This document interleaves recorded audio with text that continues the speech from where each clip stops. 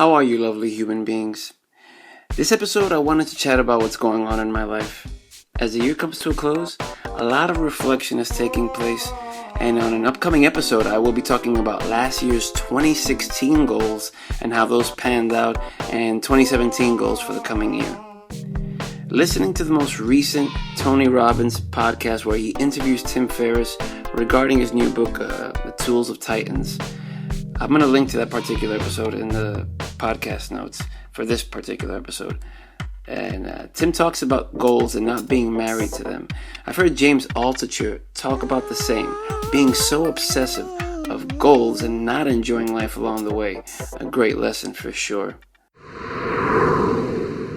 Or no? Oh, yeah. There's a ton of it. And I think that up to this point, or not this point, but up until a few years ago, I was really focused on goal achievement and just accumulating trophies and titles, and not in a prideful way necessarily, but I was very focused on the optimizing of goal achievement, period, and end of story. And we could call that success. Let's just call that what most people would envision as success.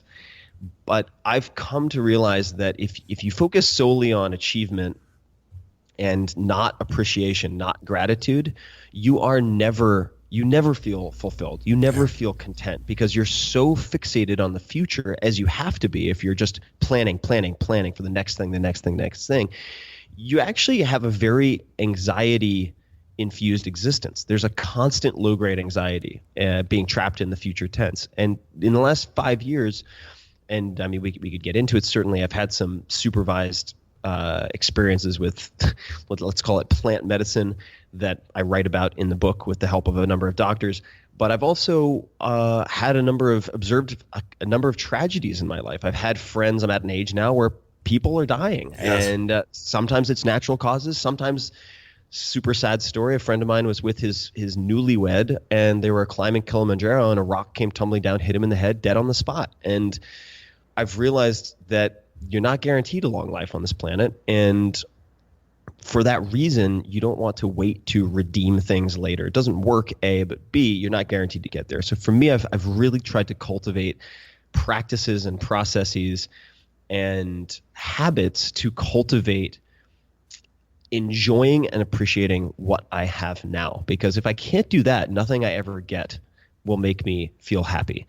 And I've realized that it's not like appreciation is 90% of it, and that achievement is 90% of it, and appreciation is like, yeah, you need it, but it's like 10%, and then you're fine. You're good to go. No. It's at least 50-50.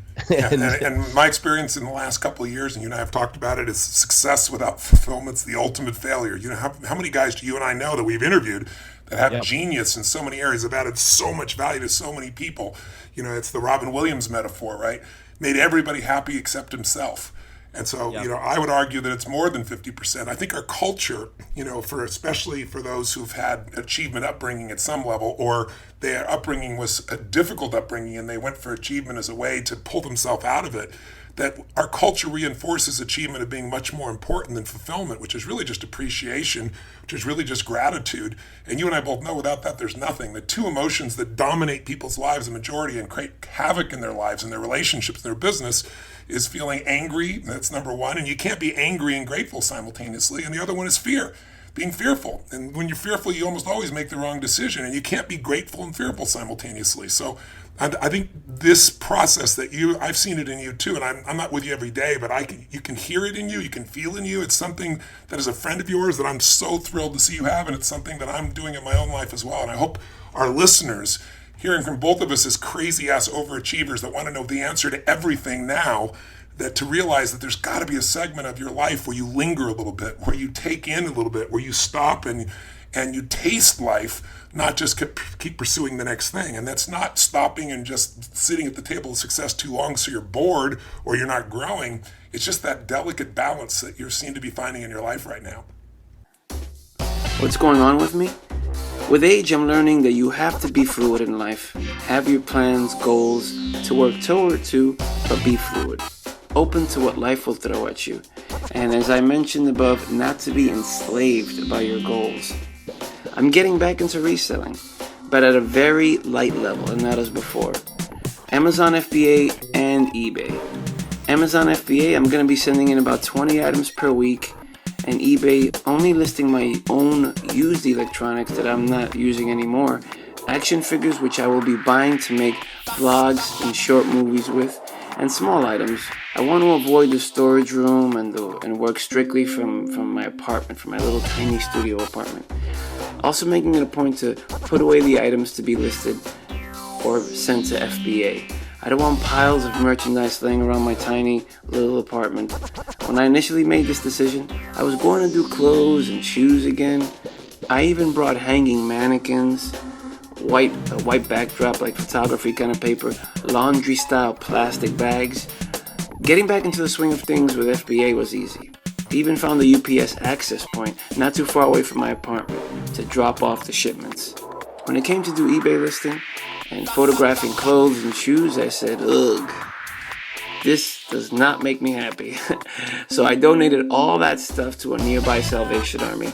Decided to go with what I mentioned before. To date, I have yet to list any of those used electronics or toys, but I have sent in an FBA shipment, so we're getting moving there. Why get back into reselling? My goal is not to do this full-time as it was before, like to make a full-time living from reselling. The reason why I stopped doing it before was because I was spending more money than I was making. Speaking to a couple of people whom I respect and who do resell full-time, they told me that of course they spend more money than they make, but there is always a flow of money coming in. And as long as you continue to resell, this flow will continue. It won't stop. This combined with reading Choose Yourself, James Altucher's like one of his most popular books, I'm trying to hone in on what makes me happy.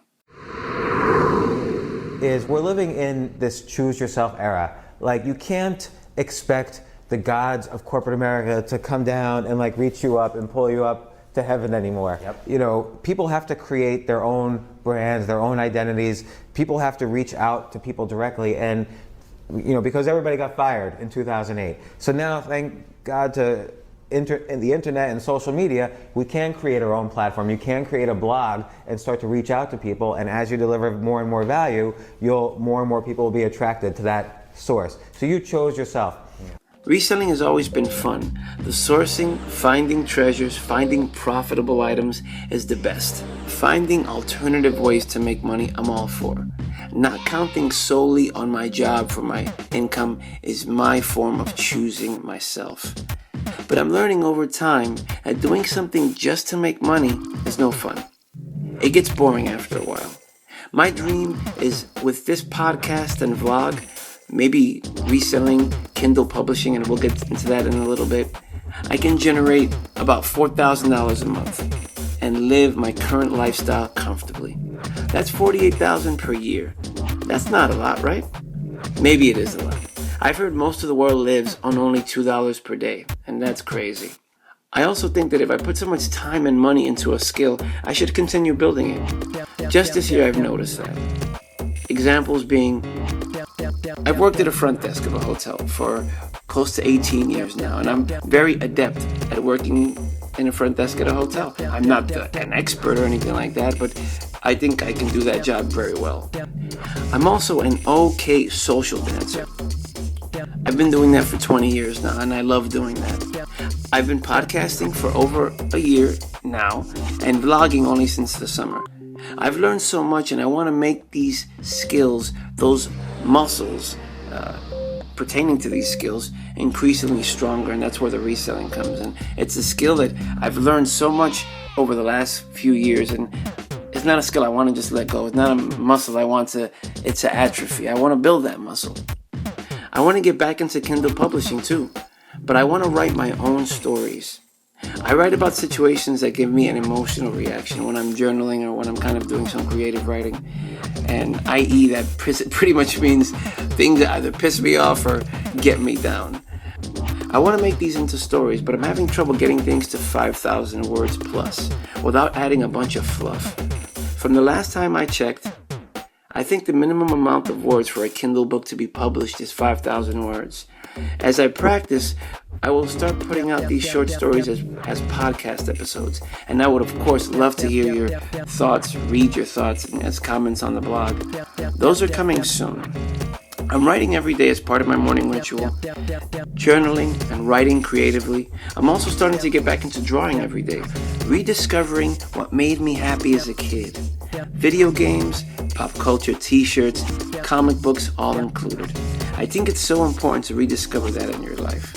In the past, I've promised episodes, upcoming guests, blog posts to certain topics, but I have not produced. And I'm sorry to anyone expecting that. I'm sorry to myself.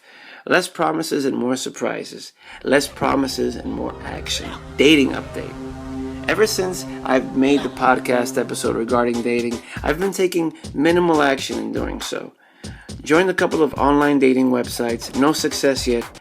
There have been 4 situations that ended up going nowhere this year. I didn't meet everyone on the websites. Some were old acquaintances and new people from circles that I run in. I will be coming out with a short story on these 4 situations. All names have been changed to protect the innocent. Why didn't they work out? Was it me? Was it them? I'm sure it was a combination of both. But I'm a patient man. Similar to finding a job, I only need one yes. I will be told many no's before I get there. What am I looking for in a relationship? I'm looking for a friends with benefits situation.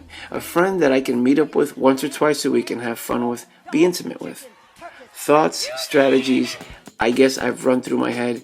Maybe it's best meeting someone older than me.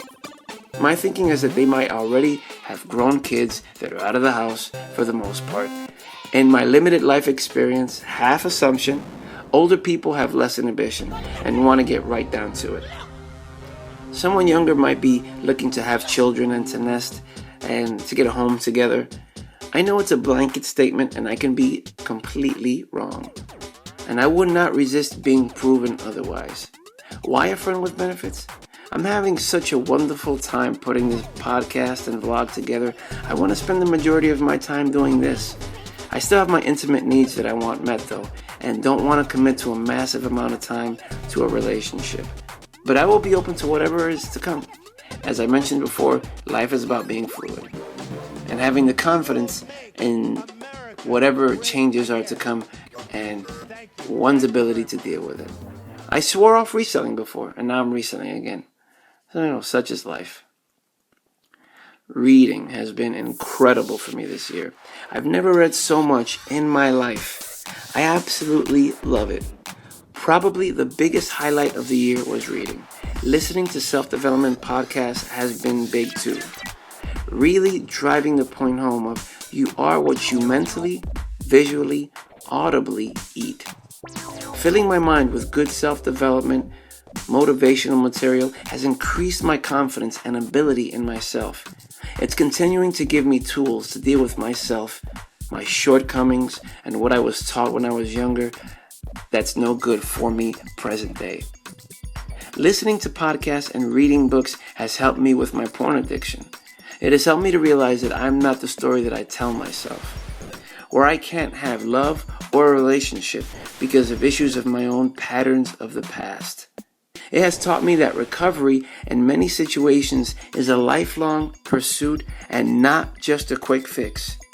It has taught me that your mind, body, relationships, creativity, spirituality should be of the utmost importance so that you can be a better version of yourself. The relationships part is something I'm still working on. I must see my family more often. Everyone's getting older and none of us will be around forever. Nieces and nephews are growing into young adults and so many holidays haven't been spent together. There haven't been family trips to Disneyland. That's my childhood talking and what I think family life should be like. The diet update. I've recently changed to a saturated fats diet. This year, new information has come out which states saturated fats does not cause heart attacks. I'm off the vegan diet and food combining. I have gained weight, but I feel good, and I will try this for a while, and if it doesn't work for me, I will change it up again. Updates on the podcast and the vlog. Almost everything I do now fall into this umbrella. Repurposing content. It will start as I record myself talking. I will produce music. I will build a vlog around it and make it all into a blog post on the blog. Creating, documenting life from my perspective, I love it. The podcast is about to reach 2,000 downloads. Getting the vlogs seen has been a little bit more of a challenge. I haven't had much activity on my YouTube channel. With only 39 subscribers and a little over 2,000 views on all of my videos, but I have increased the number of videos to 130. Watching Casey Neistat over the summer, flying drones and zipping across New York City totally motivated me to start vlogging. Now I put out little clips on Instagram and Facebook, and I collect them, edit them, and make them into a longer video on YouTube. I'm also putting some stuff on Twitter, but admittedly, I don't have a lot of engagement there. Instagram stories and Facebook, some engagement there. I want to stick with this. Like I said before, all activity falls under the content umbrella of the podcast and the vlog. And the blog, I guess. The new thing I'm going to start doing is writing, typing out what I'm going to say on the podcast. And that's what I'm actually doing now. I'm reading what I've typed out. This will in turn make long, epic show notes and blog posts. Growing everything. Like reselling, the more items for sale, the more money you will make. The more content, I'm assuming, that's out there, the easier it will be for people to find me. I don't want to have the biggest podcast, YouTube channel or anything. Not my intention. Just a means where I can reach that goal of making the $4,000 a month, and I can pay my bills, I can live comfortably, and give me the free time to continue to document life and be creative. And hopefully to spend more time with family, which, like I said, that's still my weakest point. That's still my weakest thing that I have to work on personally. And that's it for now. More to come. I appreciate each and every one of you. Thank you so much.